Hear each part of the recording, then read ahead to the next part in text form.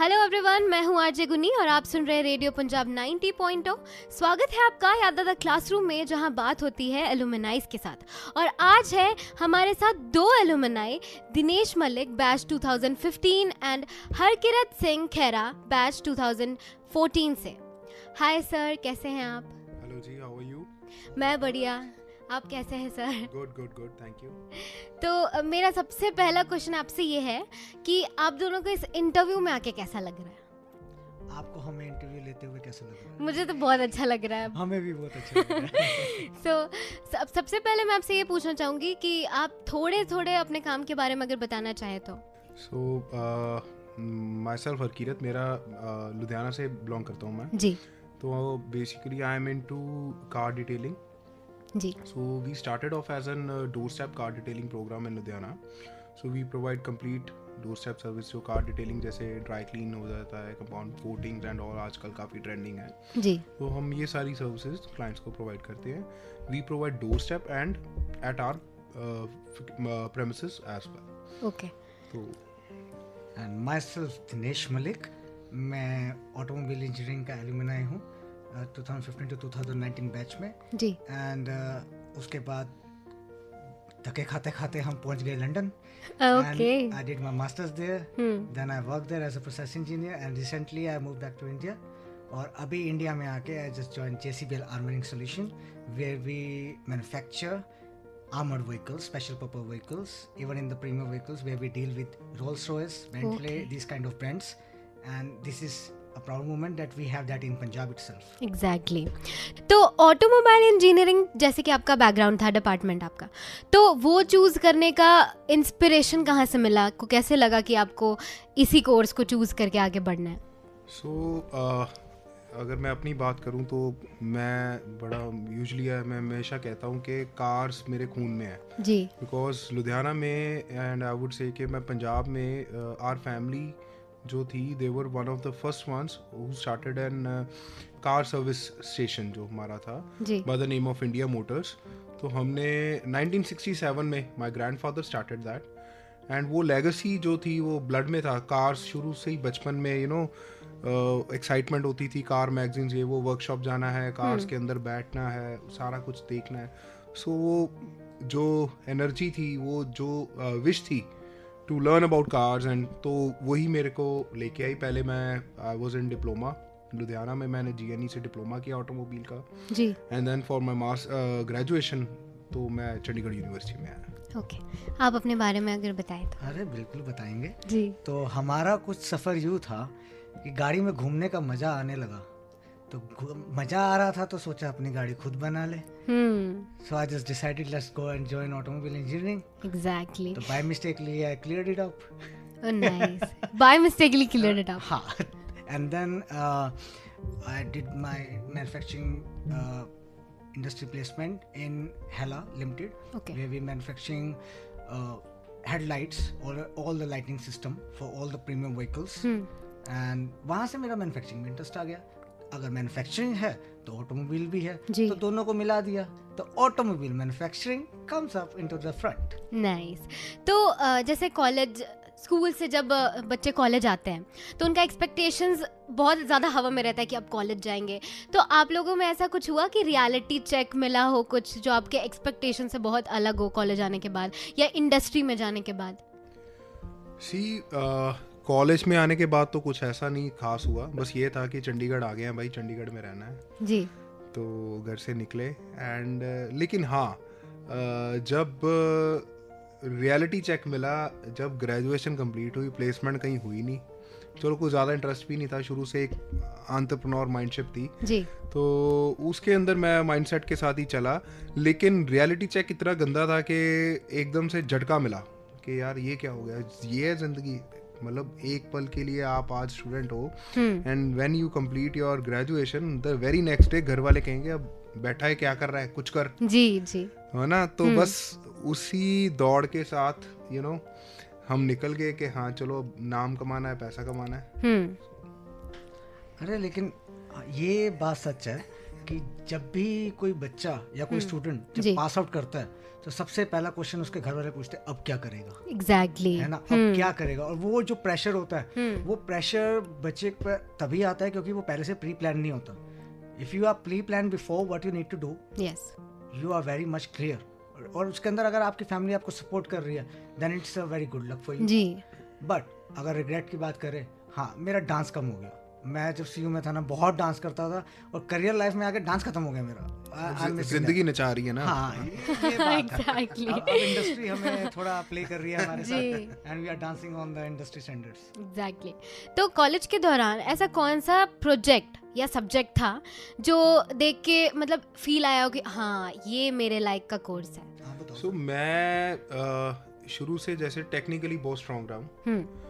मेरे technical grounds बड़े strong थे और मोर ओवर जो डिप्लोमा करके आए होते हैं and one of the finest institute I would say के इंडिया का GNE Guru Nanak Dev engineering college, तो वहाँ पे एक्सपोजर बहुत ज़्यादा था, प्रैक्टिकल नॉलेज इतनी ज़्यादा थी। तो ऑटो मतलब जीएनई की मैं कहूँगा कि चलो वैसे मैं दूसरे कॉलेज के बारे में बात कर रहा हूँ but it's a learning point for CU and CU ने बहुत ग्रो किया है। तो वहाँ की बिगेस्ट ऑटोमोबाइल लैब है जो इंडिया की, वो जीएनई की है। Okay, they have an number of engines, आप कुछ भी करो उनके साथ काम करना ये वो, तो वो क्यूरियोसिटी थी। तो मेरे जो टेक्निकल ग्राउंड्स थे वो बहुत स्ट्रांग थे। तो हमेशा जो क्लास का टॉपर भी थे उनको मैं बीट कर देता था उस एग्ज़ाम में। जो टेक्निकल ग्राउंड कोई भी सब्जेक्ट होता था, बीट, चासी डिज़ाइन, बीच, ट्रांसमिशन एंड यू नो कुछ भी ऐसे रिलेटेड कोई भी सब्जेक्ट्स थे, तो उनके अंदर तो मैं ऐसे मतलब वर्बली अगर बोल देता था तो भी इट वाज गुड। नाइस। और अगर मैं अपनी बात करूं तो सब्जेक्ट्स तो देखो यार, मैं एकेडमिकली ना बहुत वीक था, है ना। क्लास में मैं ज़्यादा बैठता नहीं था और मैक्सिमम टाइम मैं कल्चरल एक्टिविटीज़ में डीएसडब्ल्यू में रहता था। ओके। तो I was one of the fame over there जो इस सालसा करता है इस पूरी यूनिवर्सिटी में, राइट। अब अगर सब्जेक्ट की बात करें तो मेरा ये सब्जेक्ट वैसे अपार्ट फ्रॉम एकेडमिक्स फेवरेट हो गया था कि मुझे डांस करना है। और डांस के थ्रू हमें अपॉर्चुनिटी मिली कि with along with the automobile engineering classes आपको एक एडिशनल सब्जेक्ट भी मिलता था, where I choose event management. तो मैंने इवेंट मैनेजमेंट भी स्टडी किया और वो मेरा सबसे फेवरेट सब्जेक्ट था। और उसके अलावा अगर मैं ऑटोमोबाइल की बात करूं तो व्हीकल डायनामिक्स वो सबसे इजी पार्ट था क्योंकि उसमें फॉर्मूलाज नहीं थे, तो मैं जल्दी क्लियर कर लेता, तो इसलिए वो मेरा फेवरेट सब्जेक्ट बन गया। फॉर्मूलाज नहीं पसंद आपको? नहीं, मेरे मैथ में बहुत रीअपीयरेंस आई थी but finally I cleared up. मतलब स्कूल के टाइम पे भी मैथ्स नहीं पसंद आपको? हाँ, लेकिन still I am an engineer. पता yes, it's a big myth. अगर कोई इंजीनियर आके बोल रहा है ना कि मेरे को मैथ बहुत पसंद है, वो इंजीनियर नहीं है, राइट। ये फैक्ट है एंड इसको सारे इंजीनियर्स एग्री करें। ओके। तो बुक्स और थ्योरी से रियल इंडस्ट्री तक का ट्रांजिशन कैसा रहा? आप बताओ सर। सो बुक्स से लेके तो ऐसा होता है, देखो अगेन बुक्स एक बड़ा अच्छा मीडियम है कि आपको यू नो वो एक बड़ा कन्वेंशनल मेथड है आपको नॉलेज अवेलेबल जी। कोई ना कोई ऑथर ने जिसने अपनी लाइफ में कुछ ना कुछ सीखा या कुछ ना कुछ अचीव किया, उसने एक बुक लिख दी और उसको अप्रूव किया कोई भी इंस्टीट्यूट ने कि हाँ ये बुक अच्छी है, इसकी नॉलेज अवेलेबल, आप ले लो। लेकिन सबसे बेस्ट पार्ट ये होता है कि अगर आप बुक्स को एज अ मीडियम लेके चले and not relying on a single book. कई बार देखो ये होता है कि आप कहोगे कि यार ये एक सब्जेक्ट है, इसके ऊपर मल्टीपल ऑथर्स की बुक्स अवेलेबल है एंड मैं हमेशा रेकमेंड, मेरी कोशिश होती थी अगर कोई इंटरनेशनल जो ऑथर है वो मिल जाए, क्योंकि इंडिया वाले ना क्या करते हैं, वो ना उनको पता होता है कि यार ये बड़ा सिंपल सी लैंग्वेज में लिख के ना बेसिक सा लिख के दे देते थे। जो इंटरनेशनल ऑथर होते थे वो again they used to elaborate, उन्होंने पूरा डिटेल में लिखा होता था। तो वो बुक्स जो मेरे को सिर्फ जो मेरे टेक्निकल सब्जेक्ट की बुक्स हैं वही अच्छी लगती थी, बाकी तो बुक्स मैं सारी खरीदता था, बाद में हम बेचते थे, उस पैसे की पार्टी करते थे। तो ये तो कॉमन इंजीनियरिंग प्रैक्टिस है कि आपने हर सेमेस्टर बुक्स खरीदनी है, घर वालों से 2 बार बुक्स के पैसे मांगने हैं, एक बार बुक्स ले ली, एक बार की पार्टी कर ली, फिर वो बुक्स यूज तो की नहीं है आपने, तो उसको बेचना है, फिर आपने पार्टी करनी है। So it's a common practice.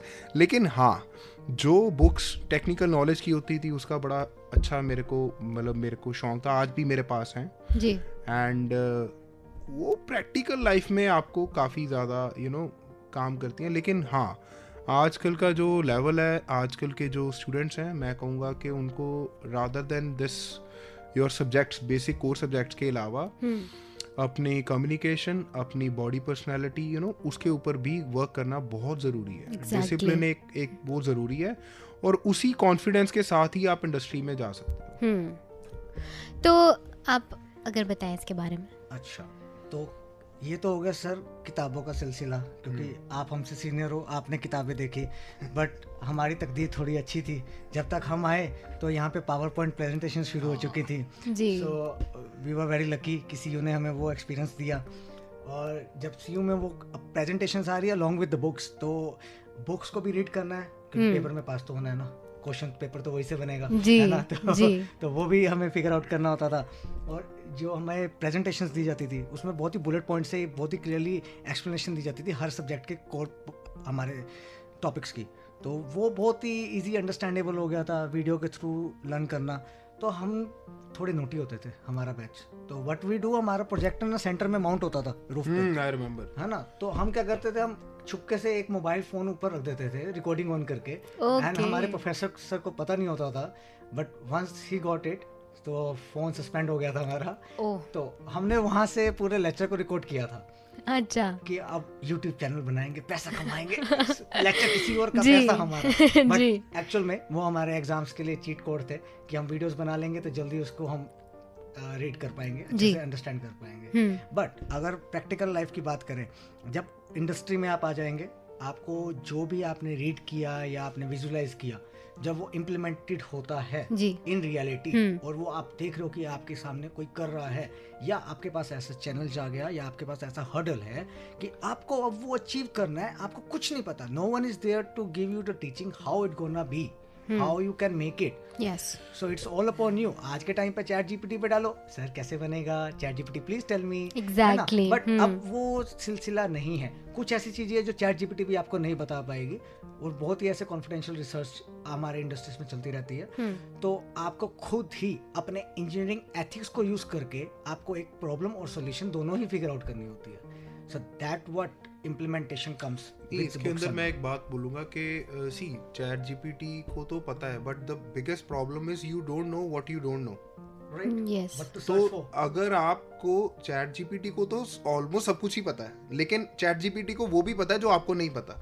मतलब आपको पता नहीं कि आपको नहीं पता, लेकिन चैट जीपीटी को पता है. तो उस चीज के अंदर मैं यही बोलता हूँ कि क्यूरियोसिटी है जो to learn about new things, वो बच्चों के अंदर होनी जरूरी है कि जी हमने ये चीज के बारे में सीखना है, हमें ये सब्जेक्ट का इंटरेस्ट है, तो उसके बारे में कोई भी क्वेश्चन आता है पूछो, सर्च करो, टेक्नोलॉजी का सही यूज करो.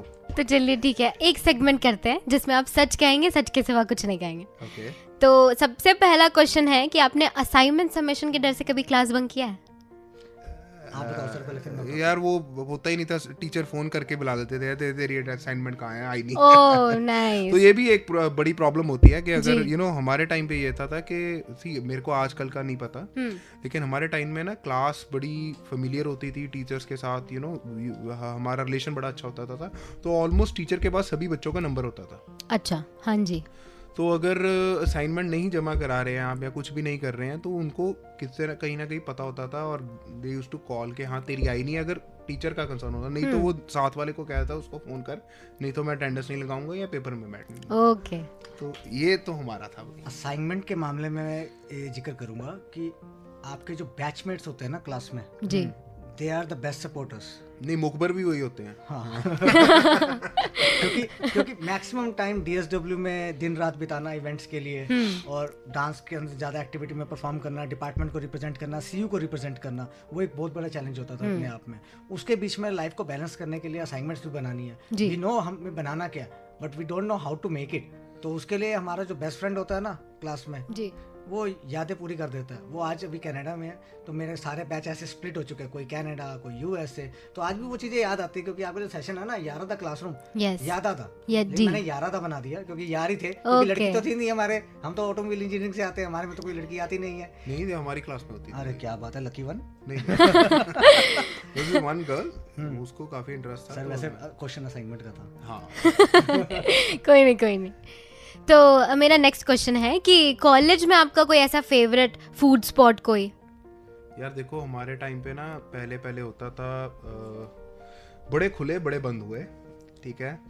तो यहाँ पे जो होटल मैनेजमेंट वाले ब्लॉक के साथ वाला ब्लॉक है, आई जी। थिंक वो पहले अब मेरे को याद नहीं को क्या उसका नंबर था, ब्लॉक 2 था शायद, नहीं पता नहीं, जो भी था। अभी नहीं, तो ब्लॉक 2 तो होटल मैनेजमेंट का ही था, उसके ही कॉर्नर में Cafeteria बास्किन रॉबिन्स होता था पहले। करेक्ट। Okay. तो वो बास्किन रॉबिन्स होता था और उसके साथ में होता था देयर वाज दिस कॉफ़ी, पहले सीसीडी होता था जब मैंने एडमिशन ली, फिर वो साल बाद बंद हो गया, फिर उसकी जगह कोई और कैफ़े आया। ओके। तो फिर उसके अंदर उन्होंने लॉर्ड्स तो बड़ा कॉमन था, जो आज आपका कॉमन कैफेटेरिया एरिया जिसके अंदर मल्टीपल फूड जॉइंट Creative हो गया पहले अब एक ही होता था लॉर्ड्स कैंटीन। Okay. सबको मतलब जो पुराने सीयू के होंगे उनको याद होगा राजमा चावल। कि राजमा चावल खाने हैं लॉर्ड से, आज लंच की बने हैं, यू नो दैट थिंग।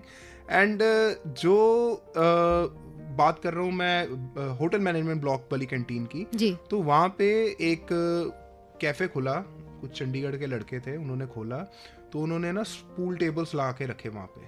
तो वो इतना क्रेज बन गया था कि अब ब्रेक हुई है या लेक्चर बंक किया है तो भाई वहीं जाना है, और वहाँ पे जाके एक ना एक कोई प्रो होता था, उसके अंदर गेम चलती होती थी, विनर लूजर्स टू पे।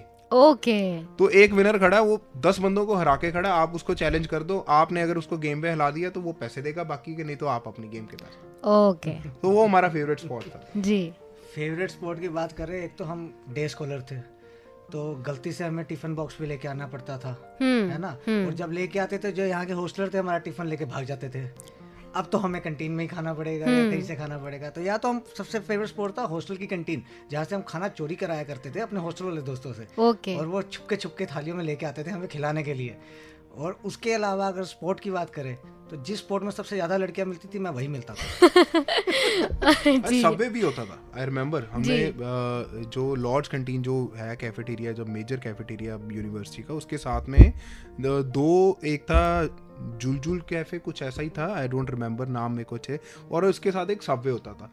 तो वो सबवे वाले भी द स्टाफ इतना अच्छा होता था कि हमारी अब रोज का जाना वाना हो जाता है, तो वो जानते होते हैं, उसको पता होता है इसने क्या ऑर्डर देना है, उसने पहले ही भाई जी आलू थोड़ा बना के रखे हुआ है ऑर्डर। बट आपको ये बता देते हैं, आप यहाँ पे जैसे भी अब हमें इंटरव्यू कर रहे हैं, तो फेवरेट जो अगर फूड की बात की जाए पूरे सीयू का जो पहले से चलता आ रहा है, वो यहाँ पे चीज पैटी थी और राजमा चावल, साथ में चाय का कप, दैट्स इट। ये आपका यहाँ पे फेवरेट चीज थी जिसके लिए सब दीवाने थे। अब तो मैगी भी मिलने लगी यहाँ पे, है ना। अब तो मैगी सारी ही जगह पे डोमिनोज आ गया, सब जी कुछ आ गया। जी। काश वो होता, फिर खाते हैं यार। ठीक है, तो रेकमेंड क्या करना, राजमा चावल रेकमेंड करना चाहेंगे ये आप? अभी चीज पैटी कर लो, राजमा चावल भी खाया। ओके ओके ठीक। Favourite hang out spot college का, जैसे क्लास बंक करके कहाँ जाना ज्यादा पसंद? बस ब्लॉक के सामने ही होते थे ज्यादा, और तो कहीं जाना नहीं। इतनी बड़ी यार, अब तो यूनिवर्सिटी बहुत बड़ी बन गई है, हमारे टाइम पे बहुत छोटी थी। तो कुछ ज़्यादा जगह होती नहीं जाने की, और हिम्मत भी नहीं होती थी, क्योंकि हमारा क्लासरूम होता था ऑलमोस्ट आई थिंक 7वें 8वें फ्लोर पे, तो पता होता था कि चढ़ के भी जाना है तो ज़्यादा दूर नहीं जाते थे, ब्लॉक के सामने ही वो कैंटीन पे, वहाँ हैंग आउट कर लिया, यहाँ जाना लॉर्ड्स। ओके। आपका? मेरे 2 ही जगह रहते थे, एक DSW department of student welfare, जी। ठीक है, वहाँ पे हमारे मिस्टर मनीष झांगड़े जी और मिस्टर कंग होते थे वहाँ पे, तो हम उनके पास ही रहते थे डे नाइट। एंड देन यहाँ हमारा डांस रूम, जो डांस रूम था उसके हम बाहर निकलते नहीं थे, ना हमें दिन पता ना रात पता, वही हमारा घर है, सब कुछ वही है। ओके। तो आप अपने कॉलेज लाइफ को अगर एक मूवी टाइटल देना चाहेंगे तो वो कौन सा टाइटल होगा?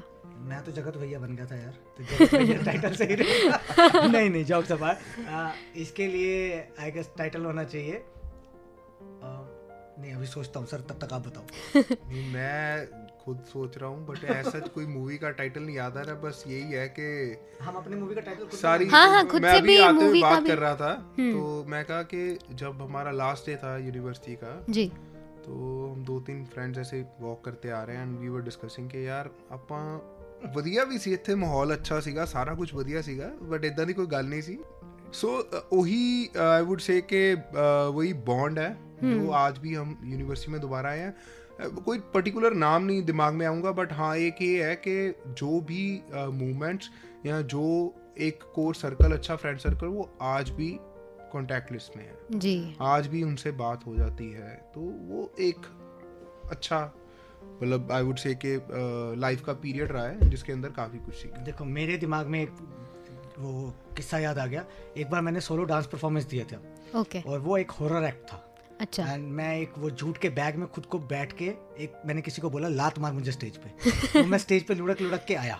उसमें से मैंने ये शो किया दैट आई एम आत्मा, ओके ठीक है। तो आत्मा वाला डांस किया और सॉन्ग था आ भी जा, ओह भी जा, अच्छा ठीक है। हाँ तो उसके अंदर एक स्टेप था जिसके अंदर मेरे हैंड बिल्कुल बैक में जा रहे थे और इट फील्स लाइक वो आपने हेरा फेरी देखी है, हाँ जी उसमें बाबू राव आता है कैसे, हाँ। "ए, बाबू राव", है हाँ ना? हाँ जी तो हाँ जी मेरी एक कुलीग ने मेरा बाबू राव नाम रख दिया था, तो आई थिंक हेरा फेरी सही रहेगा कि मेरी हेरा फेरी बन गई थी यूनिवर्सिटी में आके। जी। कहाँ से क्या पहुंच गया, क्या बन गए हम, कुछ मतलब सब मैजिकल था, एक मैजिकल मोमेंट हुआ हमारे साथ, जी। है ना। तो ये मैजिकल मोमेंट हम कभी भूल नहीं पाएंगे, इसलिए हमने सीयू को अपना घर बना लिया। तो हमारा जब मन करता है हम आ जाएंगे, ये हमारी Nice. हेरा फेरी है। नाइस एक ना किस्सा, मैं हमेशा जब भी कभी बात होती है या मेरे फ्रेंड सर्कल में या आज भी कहीं पे भी बैठे होते हैं या कुछ भी बात होती है कि कोई कॉलेज का किस्सा हो, तो एक किस्सा वन ऑफ माय फेवरेट जिसको मैं हमेशा सुनाता हूँ, मेरा बहुत क्लोज फ्रेंड है जिमी। तो क्या होता कि हमारा M3 का पेपर था, जी तो अभी बात वो आपको स्टार्ट की थी मैंने, बतानी पूरी नहीं हुई। तो M3 का पेपर था, हम पूरे तैयार होके गए हैं पेपर के लिए कि फेल ही होना है, पता है, अच्छा पढ़ के ही नहीं गए। वी वर सो रिलैक्स्ड कि छोड़ो यार क्या ही हिम्मत करेंगे, पता है फेल होना है, अगली बार देखेंगे। सो जी हम चले गए एग्ज़ाम हॉल में, बैठे हैं। तो मेरे आगे ही ना एक क्लास का वन ऑफ टॉपर बैठा था, तुषार नाम था उसका, मेरे को याद है। तो क्या हुआ कि पेपर आ गया, क्वेश्चन पेपर। हम तो क्वेश्चन पेपर देख के नाम नूम लिख के शीट के ऊपर बैठ गए आराम से कि चलो अब हाफ टाइम होगा निकल जाएंगे। जी तो मैंने देखा यार वो बच्चा बड़ा स्ट्रेस में है यार, क्या बात हो गया, इसकी तो तैयारी थी।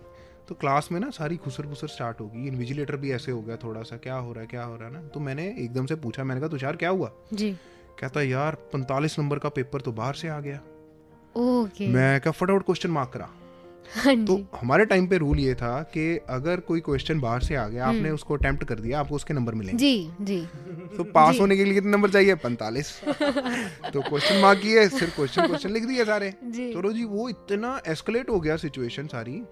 तो हुआ क्या कि जो अब बात आई, मैंने जिक्र किया था जिम्मी का। जी तो जिम्मी हमारा दोस्त, इतना मतलब इजी लाइफ को लेने वाला, कहता है यार शर्म दी जीरो नाड़ो ना, मैं पेपर ही नहीं दूंगा, पेपर देने नहीं आया। वाह पेपर से पहले हमने उसको इतने कॉल किए, जिम्मी आके अटेम्प्ट कर ले, कुछ नहीं होता। ही वाज लाइक शर्म दी जीरो नाड़ो, मतलब मैं पेपर ही नहीं दूंगा। अब रिजल्ट आया, सारी क्लास पास, कौन फेल? जिम्मी। बेचारे ने 3 अटेम्प्ट और दिए, फिर जाके मसा उसकी M3 क्लियर हुई। ओए तो मतलब ये बड़े यूनिवर्सिटी के ना इंजीनियरिंग के अंदर ये छोटी छोटी चीजें बड़ी होती हैं, तो यही कुछ यादें होती हैं, यू नो, वेरी ब्यूटीफुल। एक याद ना मेरे को भी याद आ गई। मैं अभी क्लासरूम आपका पोस्टर देखा तो इसके अंदर क्लासरूम में को एक चीज याद आ गई। वो ऐसा था, सब्स्टिट्यूट होते हैं ना टीचर्स, जी लेक्चरर हाँ में जी तो कोई आ हाँ गया। जी जी तो एक मैम आए थे, अब वो उनको मेरा नहीं पता था एक्चुअली में होता क्या था। अभी आपने मेरे को देखा मैं शेड्स डाल के बैठा हूँ, वो इसलिए डाल के बैठा हूँ क्योंकि मेरी ये यादें हैं। मेरे को स्पेक्टिकल्स थे, मेरे ओके पावर था 4.75 दोनों का। तो मुझे दिखता तो था नहीं, स्टेज पे डांस भी करता था तो स्पेक्स उतार के करूंगा तो कुछ दिखता नहीं था। तो मेरी सालसा पार्टनर ही मुझे लीड करती थी, हाँ जी ठीक है। तो क्लास में बैठा हूँ, मुझे बोर्ड का कुछ समझ नहीं आ रहा क्या लिखा है। मैम ने कहा कि ना तू हीरो है। अच्छा, स्पेक्टिकल्स भी मैं कैसे बनवाए थे, वो ओनली डे वाले, so it's gonna be sunshade, जी ठीक है। कहते तू हीरो है, तू हीरो है, अंदर बैठ के देख रहा। मैं कहा मैम आप मेरे वाले स्पेक्स, ये गॉगल्स डाल के जो आपने राइटअप किया बोर्ड पे, अब आप एक बार वो रीड करके पढ़ के दिखा दो। ये 100 रुपए पड़े। मतलब वो ऐसा फनी मोमेंट हो गया था। और इससे भी फनी मोमेंट एक ये था, जब हमने सीयू ज्वाइन की थी तो आपके पीछे इंटरेक्टिव सेशंस में जो हमारा बोर्ड होता है, हमारी सॉफ्ट स्किल की क्लासेस होती थी, इंग्लिश स्पीकिंग की। जी अब कोई बच्चे यहाँ पे इंग्लिश के लिए इतना एक्टिव नहीं होते, है ना। जितने भी बॉयज़ होते हैं मोस्टली वो थोड़ा हेजिटेट करते हैं इंग्लिश स्पीकिंग के लिए। तो जब भी हम उसको इंट्रोडक्शन के लिए बुलाते थे तो उसके पीछे बैकग्राउंड में स्क्रीन होती थी। एक हेल्दी सा लड़का गया तो एक लड़के ने कंप्यूटर का एक्सेस ले लिया, मैम कुछ पेपर वर्क में बिजी थी, उसने पीछे हाथी की फोटो खोल दी। और अब जब मैं गया तो मेरे को सब एक और नाम से बुलाया करते थे, वो था, मैं चलो आज रेडियो पे बता ही देता हूँ, कोबरा। कोबरा क्यों? आपने गोलमाल देखी है? जी गोलमाल में एंथनी गोंसाल्विस वो ऐसे करके आता है पूरा साथ, हाँ जी जी है ना। तो सब कहते थे कि मैं उसके जैसा लगता हूँ, तो उन्होंने पीछे से वो वाली फोटो लगा दी। मैम ने जब देखा, मैम हंस हंस के बाहर चली गई, लेक्चर लेने वापस नहीं आई। ओके मतलब कितना अच्छा लग रहा है, मैं अपनी बेइज्जती करा रहा हूँ रेडियो।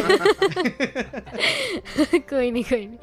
तो अटेंडेंस वर्ड सुन के सबसे पहला वर्ड क्या दिमाग में आता है आपके? सर प्लीज अटेंडेंस ला दो, आज लेट आई। सबके साथ यही है। सर DSW में हूँ, सर के साथ प्रॉक्सी मीटिंग है। नो प्रॉक्सी सर, मीटिंग में हूँ, आप बस कर देना। बस मीटिंग में नहीं रहते पे भी यही डायलॉग जाता था। ये ना ये रिलेशन आपको डेवलप करना पड़ता है अपने टीचर के साथ। देखो मेरे को हमारे टाइम पे इट टुक अस टाइम, तो हमें थोड़ा समय लगा। फिर जो सर के नंबर आ गए है ना, जब हो गया एक्सचेंज, फिर सर को कहना कि सर बहुत लेट है सर, आज बस लेट होगी सर, मैं पहुंच नहीं पा रहा, सर प्लीज़ अटेंडेंस ला दो। पता होता था कि यार अब ये लेक्चर इसके शॉर्ट हैं सीयू का ना। तब हमारे टाइम पे पहले 2 साल तो चलो लीनियंट रहा, बाद में जाके क्राइटेरिया काफ़ी स्ट्रॉन्ग कर दिया कि अगर आपकी अटेंडेंस शॉर्ट है आपको पेपर में नहीं बैठना। हाँ जी। तो बस वो चीज़ के डर से भाई हमेशा ये होता था कि जब भी अटेंडेंस सर प्लीज़ सर ध्यान रख लो सर। नहीं, ये बात सच है कि सीयू में जो आपके जितने भी हमारे मेंटर्स थे वो हमें एक फैमिली की तरह ट्रीट करते थे, जितने भी थे आज तक याद है और अभी भी वो याद करते हैं, और वो एक बहुत अच्छा बॉन्ड क्रिएट हुआ है। तो उन्होंने हमेशा हमें सपोर्ट किया उस चीज़ में। हम ये नहीं कहेंगे कि उन्होंने आउट ऑफ द बॉक्स अपनी ड्यूटीज़ को चीट करके हमें आगे क्लियर किया, ऐसा नहीं है। दे नो कि हम डिपार्टमेंट के लिए काम कर रहे हैं, उसके लिए हमें उनको सपोर्ट चाहिए थी, तो उन्होंने हमें पूरा सपोर्ट किया। उसके रिटर्न में हमने क्या किया, हमने उनको अचीवमेंट्स ला के दी, बट उन्होंने इस चीज़ को ऐसे कवर अप नहीं किया अटेंडेंस दे के, उन्होंने हमें एक्स्ट्रा क्लासेस भी दी। उन्होंने हमें एक्स्ट्रा क्लासेस दी ताकि हम एग्जाम में पास हो जाए। दैट्स द राइट मेंटर ऐसे जी। तो अगर ऑटोमोबाइल इंजीनियरिंग को आप फन लाइन में अगर डिस्क्राइब करें तो वो क्या होगा? एक गाड़ी है, उसके 4 पैर है, उसके 2 कान है, वो आगे से देखती है, उसकी 2 आंखें है, उसमें लाइट भी जलती है। आपका क्या होगा? ऑटोमोबाइल मेरे हिसाब से देखो मैं तो हमेशा ही कहता हूँ इट्स नॉट जस्ट ऑटोमोबाइल, कोई भी मशीन है वो आपका साथी है जी। आप उसे प्यार करोगे वो आपसे प्यार करेगा, आप उसका ख्याल रखोगे वो आपका ख्याल रखेगा जी। आप उसका ख्याल नहीं रखोगे आपको कभी भी ऐसी जगह पे धोखा देगा, फिर आप कहोगे ये मेरे साथ क्या हो गया जी। तो हमेशा अपनी गाड़ियों का ध्यान रखें, वो आपका ख्याल रखें। तो मेरा लास्ट क्वेश्चन आपसे ये है कि आप अपने जूनियर्स को क्या एडवाइस देना चाहेंगे जो अभी पर्टिकुलर वो उस डिपार्टमेंट में जो वर्क कर रहे हैं या जो काम कर रहे हैं या जो फर्स्ट ईयर के स्टूडेंट्स हैं, उनके लिए आपका क्या एडवाइस है? मैं हमेशा ही यही कहता हूँ, आज भी हमारी इंटरेक्शन हुई है स्टूडेंट्स के साथ, फर्स्ट ईयर के थे जी, तो मैं हमेशा ये बात कहता हूँ कि भाई अपने आप के अंदर ना अपना जो मैं देखता हूँ आजकल की जो जेनजी है ना ज़्यादा जी, उनका ना फोकस ये होता है कि यार मतलब या कोई अगर नया टीचर आ गया ये क्या ही मुझे सिखा देगा, कि मेरे पास तो सारी इन्फॉर्मेशन अवेलेबल है, मेरे पास इंटरनेट है, AI टूल्स हैं, सब कुछ है जी। सो वो एक स्पेसिफिक थिंग जो मैं हमेशा कहूँगा कि कभी भी कहीं भी किसी बंदा अगर कोई बोल रहा है ना, अगर अपना एक्सपीरियंस शेयर कर रहा है तो हमेशा उसको सुनो और आपको हमेशा उसके एक्सपीरियंस में से कोई लर्निंग मिलेगी। Exactly. या तो आपका पर्सपेक्टिव डिफरेंट होगा या आप कुछ ना मतलब हमेशा आप कुछ लेके ही निकलोगे, ये नहीं होगा कि यार ये सुन के क्या मजा आए, कुछ नहीं जी। तो हमेशा अपना एटीट्यूड टूवर्ड्स लिसनिंग हमेशा बढ़िया रखो, हमेशा चीजें सीखो and learn and explore everything whatsoever you can जी। जूनियर्स के लिए यही कहना चाहूँगा क्योंकि आजकल का जो जेन है वो पार्टी होलिक ज़्यादा हो चुका है जी। So party hard but before that work hard. अगर जितना वर्क हार्ड करोगे उतनी पार्टी हार्ड करोगे, कोई प्रॉब्लम नहीं है, ना आपके पेरेंट्स को ना मुझे जी। मैं भी चाहता हूँ कि हमारे जितने जूनियर्स हैं वो नई टेक्नोलॉजी, नई इनोवेशंस, नए पैटर्न्स के साथ आगे बढ़े। ओल्ड प्रैक्टिसेस यहाँ पे बहुत चल रही है, तो अगर आपको टाइमली अपडेट रहना है अपने कल्चर के साथ, अपने इन्वायरमेंट के साथ, अपने कोर सब्जेक्ट के साथ और इंडस्ट्री के साथ, और आपको चाहिए भी वाइट कॉलर जॉब है ना, तो आपको आगे आकर खुद स्टेप फॉरवर्ड करो, ऐसी ऐसी चीज़ों के बारे में जानना शुरू करो जो अभी मार्केट में चल रही है जी। जितने आप कनेक्शंस क्रिएट कर सकते हो कनेक्शंस क्रिएट करो। उसके लिए आपको 2 चीज़ें बहुत ज़रूरी है, कम्युनिकेशन स्किल्स और अपनी एक सेल्फ अवेयरनेस। अगर आपको खुद ही नहीं पता कि आपकी लिमिट्स क्या है तो आप वो लिमिट्स कभी अचीव नहीं कर पाओगे। और कम्युनिकेशन स्किल्स अगर आपकी अच्छी नहीं है, it's not talking about just I don't know how to say in English, right, English just a language जी, राइट। कम्युनिकेशन होता है कि आप इंटरेक्ट कैसे कर रहे हो किसी के साथ and you have that confidence to speak in front of 1000 of people जी। तो वो कमांडिंग नेचर ले आओ, कोई माइका लाल आपको रोक नहीं सकता आपको सक्सेसफुल होने से। एग्जैक्टली। तो थैंक यू सो मच हमारे साथ जुड़ने के लिए। Thank you. ऐसे ही मजेदार कहानियां और किस्से सुनने के लिए बने रहे हमारे साथ। मैं हूं आरजे गुन्नी, आपका अपना शो याद दादा क्लासरूम में ओनली एट रेडियो पंजाब 90.0 टशन पंजाबी जशन पंजाबी।